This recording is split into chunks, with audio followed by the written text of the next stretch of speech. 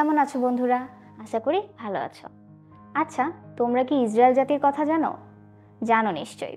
Israel জাতি হচ্ছে ঈশ্বরের মনোনীত জাতি বা ঈশ্বরের বেছে নেওয়া জাতি। কিন্তু তা সত্ত্বেও তারা ঈশ্বরের বিপক্ষে অনেক পাপ করেছে এবং সেজন্য ঈশ্বর তাদের শাস্তি দিয়েছেন। কিন্তু আমরা যখন বাসায় বাবা মার অবাধ্য হই, তখন বাবা মা আমাদের শাসন করে, সেই শাসনের সাথে আমাদের ভালোবাসে। ঈশ্বরও তেমনি ইসরায়েল জাতিকে ক্ষমা করে দিয়েছিলেন। 40 বছর তারা পলিস্তীয়দের অধীনে ছিল, কিন্তু ইসরায়েল জাতি পাপ করেছিল বলে ঈশ্বর ইসরায়েল জাতিকে পলিস্তীয়দের অধীনে 40 বছর রেখেছিল এবং তার পাশাপাশি সে আগে থেকে পরিকল্পনা করে রেখেছিলেন যে কি করে ইসরায়েল জাতিকে রক্ষা করা যায়। আজকে আমরা সেই গল্পই শুনব। সেই গল্প হলো শিমশনের জন্মকাহিনী। সেই সময় সরা নামক এক গ্রামে এক লোক এবং তার স্ত্রী থাকত। তারা ঈশ্বরের বাধ্য ছিল এবং ঈশ্বরকে ভয় পেত। একদিন ঈশ্বরের এক দূত তার স্ত্রীকে দেখা দিল এবং বলল, তোমার একটি পুত্র সন্তান হবে বা তোমার একটি ছেলে সন্তান হবে। এর জন্য সাবধান, তুমি কোনো রকমের আঙুরের রস বা অপবিত্র মাংস গ্রহণ করতে পারবে না এবং তার পাশাপাশি তার ছোটবেলা থেকে মৃত্যুর আগ পর্যন্ত মাথার চুল কাটা যাবে না, কারণ সে ঈশ্বরের উদ্দেশ্যে নাসরীয় হবে। নাসরীয় মানে জানো? নাসরীয় মানে হচ্ছে ঈশ্বরের জন্য সে কাজ করবে তার সারা জীবন।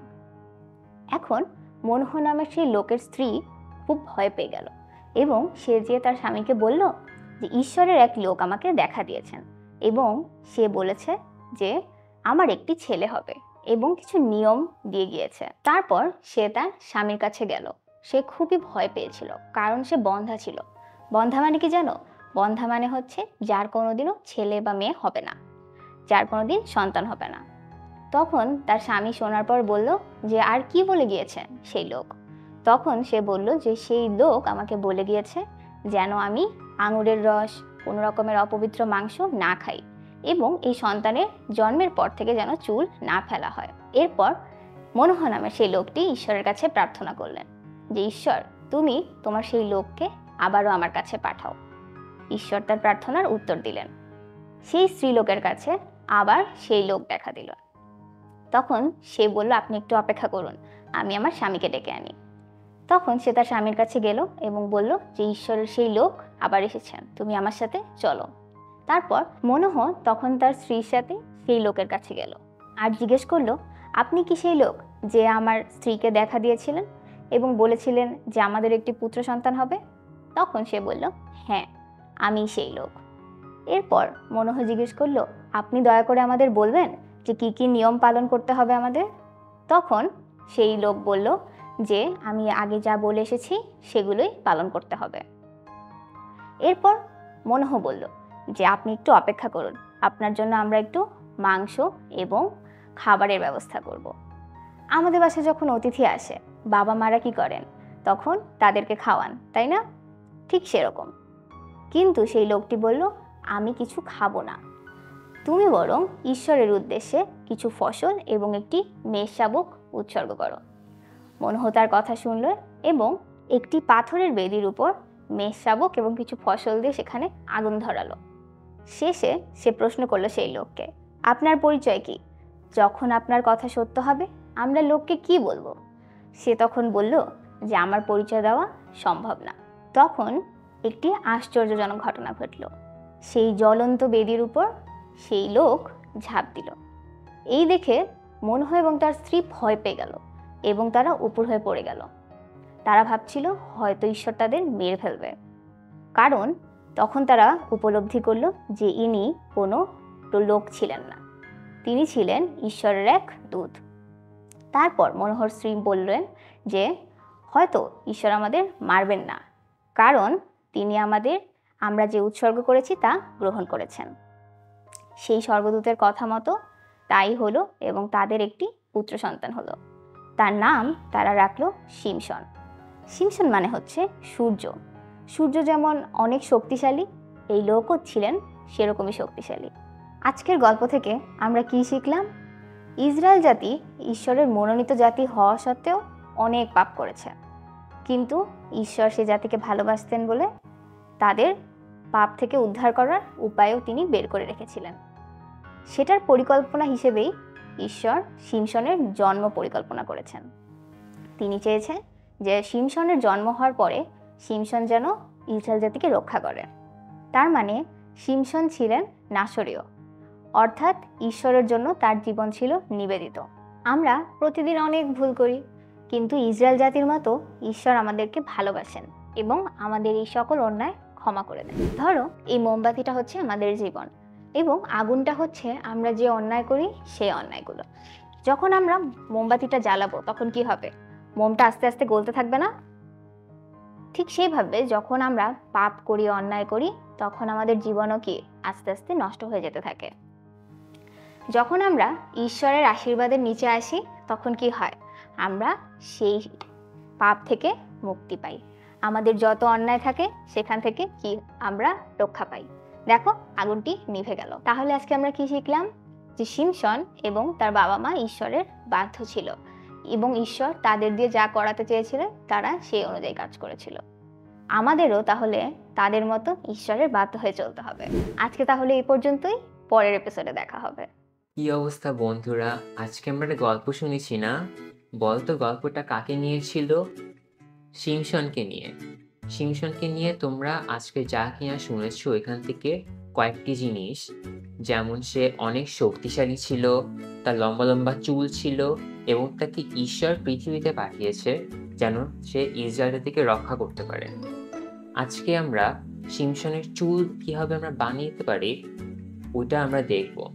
আমার কাছে এখানে দুটি কাগজ রয়েছে কালো রঙের, একটি কাঁচি এবং একটি আঠা। এগুলো দিয়ে আজকে আমরা শিমশনের চুল আমরা কিভাবে বানাইতে পারি, লম্বা লম্বা চুলগুলো, তা আমরা দেখব। একটি কাগজ নিয়ে আমি আটিটাকে আড়াআড়ি ধরে মাঝখানে একটি ভাঁজ দেব এভাবে, যেমন আরেকবার দেখলে এখানে একটি ভাঁজ দেব মাঝখানে এভাবে করে, ভালো করে যেন ভাঁজটা হয় ওইটা তোমরা খেয়াল করবা। ভাঁজটা করার পরে এখানে আমাদের কাছে যে কাঁচি রয়েছে সে কাঁচি দিয়ে মাঝখানে তোমরা এটা কেটে ফেলবা। এখন আমরা কাগজটি কেটে নিয়েছি এবং দুটি আমরা আটা দিয়ে লাগাই ফেলবো।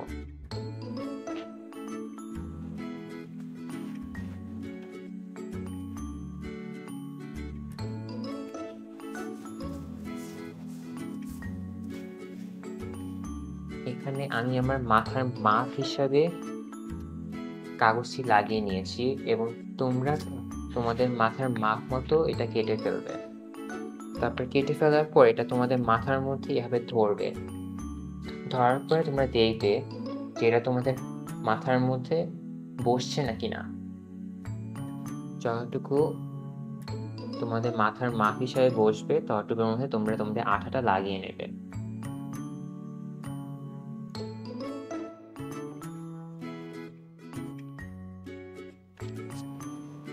এবং লাগানোর সময় খেয়াল করবি যেন কাগজটি এভাবে করে লাগাতে পারো।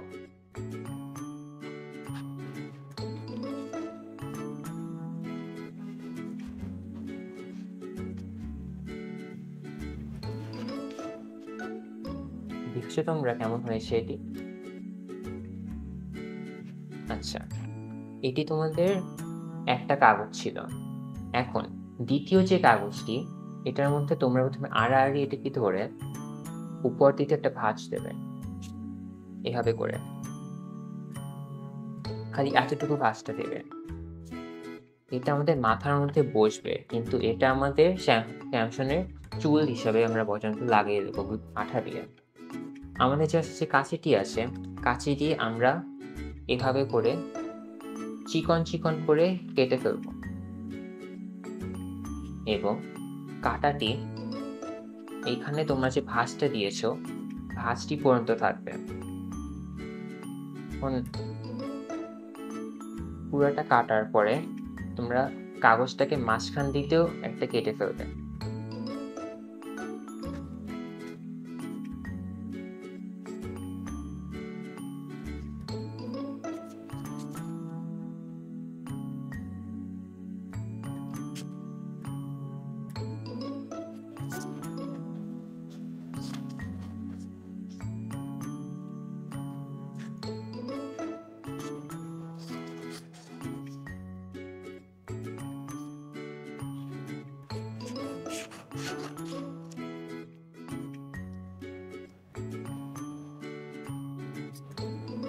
এভাবে কাটার পরে তোমাদের কাগজটি এমন দেখাবে।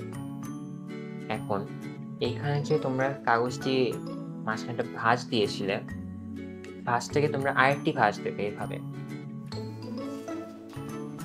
যেন এটি অর্ধেক হয়ে যায় যে মাঝখানটাতে। এটা যখন ভাঁজ দেওয়ার পরে তোমরা এটাকে মাঝখান দিয়ে কাঁচি দিয়ে আরেকটি বার কেটে ফেলবে।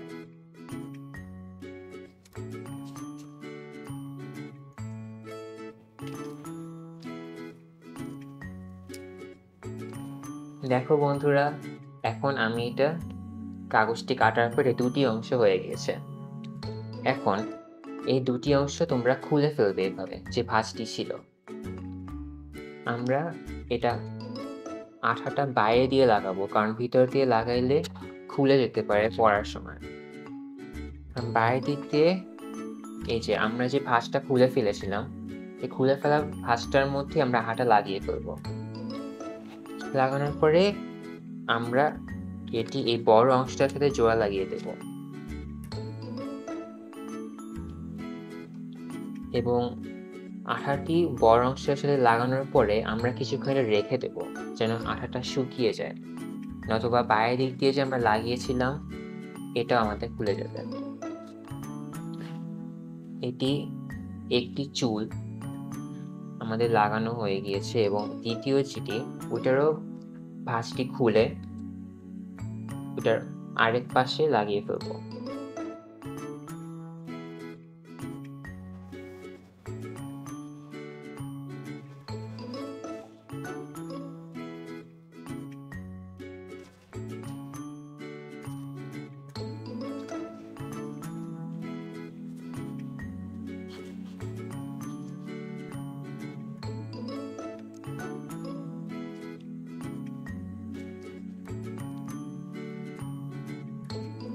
যদি দরকার হয় তাহলে বেশি করে আঠা লাগিয়ে নেবে, যেন চুলটি খুলে না যায়। কিছুক্ষণ রেখে দেবে যেন ভালো করে আঠাটা লেগে যায়।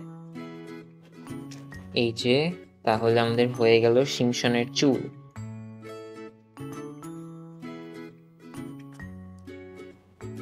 কেমন দেখাচ্ছে? আমাকে সিমসনের মতন দেখাচ্ছে? তোমরাও কিন্তু ভাই বাসায় চেষ্টা করবে সিমসনের চুল বানাতে, ঠিক আছে? আচ্ছা, ভালো থেকো তোমরা।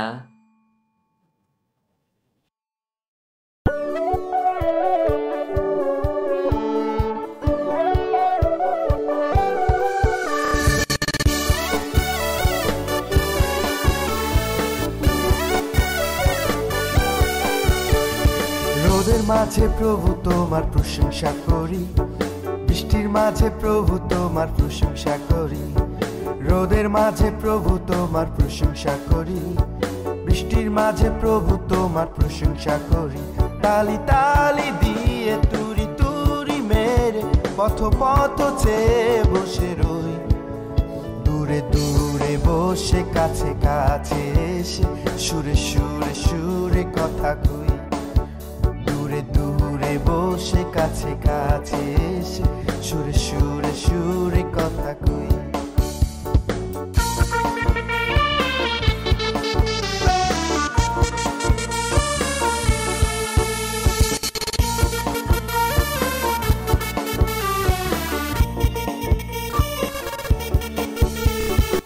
আলোর মাঝে প্রভু তোমার প্রশংসা করি, অন্ধকারের মাঝে তোমার প্রশংসা করি।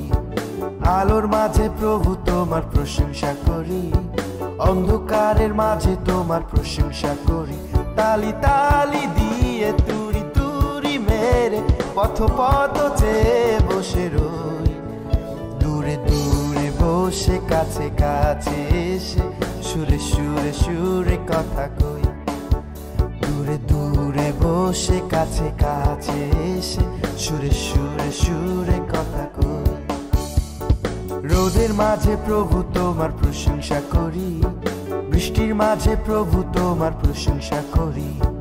রোদের মাঝে প্রভু তোমার প্রশংসা করি, বৃষ্টির মাঝে প্রভু তোমার প্রশংসা করি। তালি তালি দিয়ে তুরি তুরি মেরে পত পত চেয়ে বসে রই। দূরে দূরে বসে কাছে কাছে এসে সুরে সুরে সুরে কথা কই। দূরে দূরে বসে কাছে কাছে এসে সুরে সুরে সুরে কথা কই। দূরে দূরে বসে কাছে কাছে এসে সুরে সুরে সুরে কথা কই। বন্ধুরা, আজকে আমরা বাইবেল থেকে যে পদটি দেখব সেটি হলো বিচার কর্তৃকগণ 13 অধ্যায় 5 পদ। চলো আমরা সকলে একসাথে পদটি মুখস্থ করি। তোমার যে ছেলে হবে তুমি তার মাথায় কখনো খুর লাগাবে না, কারণ জন্ম থেকেই ছেলেটি ঈশ্বরের উদ্দেশ্যে নাসরীয় হবে। পলেস্টিয়াদের হাত থেকে সেই ইসরায়েলীয়দের উদ্ধার করার কাজ শুরু করবে। আবারও বলছি, তোমার যে ছেলে হবে তুমি তার মাথায় কখনো খুর লাগাবে না, কারণ জন্ম থেকেই ছেলেটি ঈশ্বরের উদ্দেশ্যে নাসরীয় হবে। পলেস্টিয়াদের হাত থেকে সেই ইসরায়েলীয়দের উদ্ধার করবার কাজ শুরু করবে। বন্ধুরা, আমরা এই পদ থেকে বুঝতে পারি যে শিমশন ঈশ্বরের একজন মনোনীত ব্যক্তি ছিলেন এবং তার মাথায় কখনো খুর অর্থাৎ তার চুল কখনো কাটা যাবে না, এবং ঈশ্বরের উদ্দেশ্যে নাসরীয় অর্থাৎ ঈশ্বর নিজে তাকে মনোনয়ন করেছেন ইসরায়েল জাতিকে রক্ষা করার জন্য। তাহলে বন্ধুরা, আমরা এই পদটি মুখস্থ করব এবং মনে রাখব, এবং সেই সাথে চেষ্টা করব যাতে আমরা ঈশ্বরের উদ্দেশ্যে এক একজন মনোনীত একজন ব্যক্তি হতে পারি। সবাই ভালো থেকো বন্ধুরা, আগামী পর্বে আবার দেখা হবে। আপাতত বাই।